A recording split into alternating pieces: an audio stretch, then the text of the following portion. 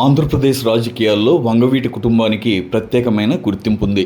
ముఖ్యంగా విజయవాడ రాజకీయ చరిత్రలో వంగవీటి మోహన్ రంగా పేరు ఇప్పటికీ ప్రభావవంతంగా వినిపిస్తూనే ఉంటుంది. 1988 డిసెంబర్ 26న జరిగిన ఆయన హత్య రాష్ట్ర రాజకీయాల్లో తీవ్ర ప్రకంపనలు రేపింది.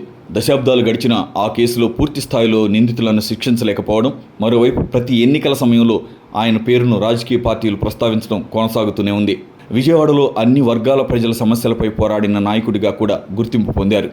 అందుకే ఆయన వారసత్వానికి ఇప్పటికీ రాజకీయ విలువ ఉందనే అభిప్రాయం ఉంది. తాజాగా వంగవీటి మోహన్ రంగా జయంతి సందర్భంగా AP deputy CM Pawan Kalyan ప్రత్యేకంగా నివాళులర్పించారు.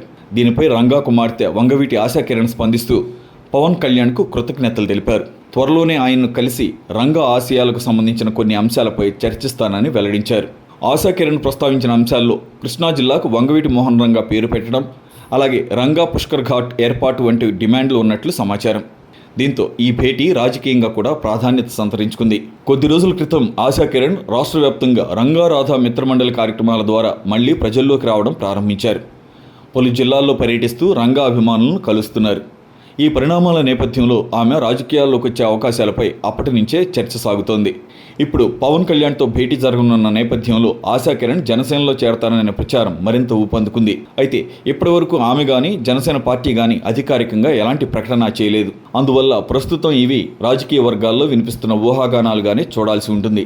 వంగవీటి మోహన్ రంగా మరణానంతరం ఆయన కుమారుడు వంగవీటి రాధాకృష్ణ రాజకీయాల్లోకి వచ్చారు. 2004లో కాంగ్రెస్ పార్టీ తరఫున విజయవాడ నుంచి ఎమ్మెల్యేగా ఎన్నికయ్యారు. అనంతరం ప్రజారాజ్యం పార్టీలో చేరారు. ఆ పార్టీ విలీనం తర్వాత వైఎస్ఆర్ కాంగ్రెస్ పార్టీలో కీలక బాధ్యతలు నిర్వహించారు. తర్వాత వైఎస్ జగన్మోహన్ రెడ్డితో విభేదించి తెలుగుదేశం పార్టీలో చేరారు. ప్రస్తుతం ఆయన టీడీపీలో కొనసాగుతున్నారు. త్వరలో ఎమ్మెల్సీ పదవి దక్కే అవకాశం ఉందన్న ప్రచారం కూడా రాజకీయ వర్గాల్లో వినిపిస్తోంది. దీనికి అధికారిక ధృవీకరణ మాత్రం లేదు.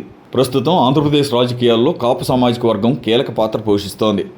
అధికార ప్రతిపక్ష పార్టీలన్నీ ఈ వర్గాన్ని ఆకర్షించే ప్రయత్నాలు చేస్తున్నాయి. ఈ నేపథ్యంలో వంగవీటి కుటుంబానికి చెందిన ఇద్దరు వారసులు 2 వేరువేరు ఎన్డీఏ భాగస్వామ్య పార్టీల్లో ఉంటే రాజకీయంగా అది ప్రయోజనకరంగా ఉంటుందనే విశ్లేషణలు వినిపిస్తున్నాయి.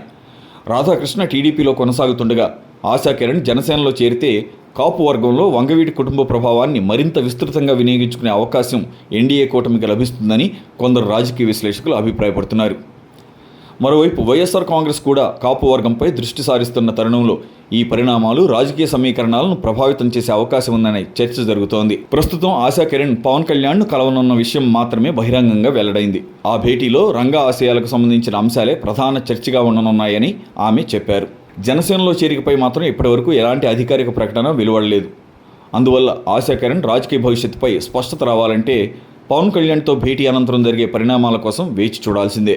అయితే ఒక విషయం మాత్రం స్పష్టంగా కనిపిస్తోంది. దశాబ్దాలు గడిచినా వంగవీటి మోహన్ రంగా పేరు ఇప్పటికీ ఆంధ్రప్రదేశ్ రాజకీయాల్లో ప్రభావం చూపుతూనే ఉంది. ఆయన వారసత్వం చుట్టూ రాజకీయ చర్చలు, వ్యూహాలు కొనసాగుతుండడం ఆ ప్రభావానికి నిదర్శనంగా చెప్పవచ్చు.